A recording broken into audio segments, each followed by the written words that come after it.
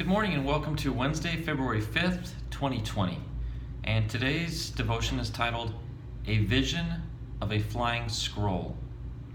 And we'll be reading out of Zechariah 5, verses 1 and 3. And before I begin, I want to let you all know, just as a reminder, a daily devotion is something that you could compare to eating breakfast in the morning for your body. You need to feed your soul and your spirit as well. And that's what the daily devotions do.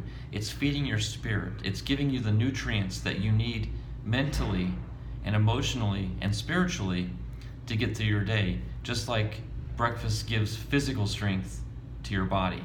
So that's the purpose. Now, sometimes when you eat your breakfast, it may not taste the best. You may not understand exactly all the nutrients that are in it, but you know that your body needs it. And it's the same way with these. Sometimes the devotions may not be 100% clear, but rest assured, you're feeding your soul with the proper nutrients. You're giving your soul the Word of God. And with that, you can little by little grow in your faith and grow in your relationship with the Lord.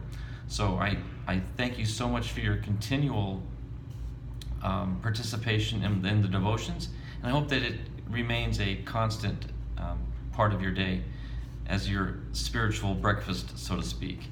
So getting back into it here, Zechariah chapter 5, verses 1 and 3 reads, Behold, a flying roll. This is the curse that goeth forth over the face of the whole earth. For every one that stealeth shall be cut off, as on this side according to it. And every one that sweareth shall be cut off, as on that side according to it. A curse on him that swears falsely by my name. The curse will remain on his house until it consume the timbers and stones thereof. A scroll was used to keep the list of man's sins against the day of judgment. Using God's name in vain is a major sin that God will not pass over. Exodus 27 tells us, Thou shalt not take the name of the Lord thy God in vain, for the Lord will not hold him guiltless that taketh his name in vain. And again, that comes from Exodus chapter 20, verse 7, part of the Ten Commandments. Swearing by God's name became a popular practice among the Pharisees. They believed using God's name in their conversation would add authority to their words. However, people who take God's name lightly usually take God lightly.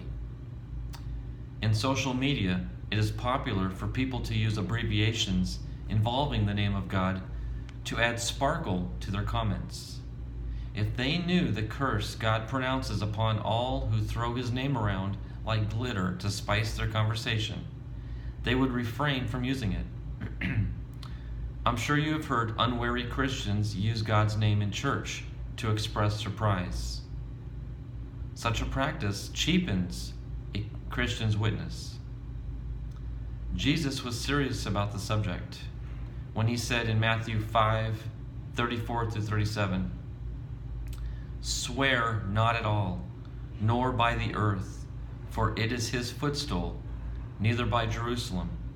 Let your communication be yea, yea, nay, nay, for whatsoever is more than these cometh of evil.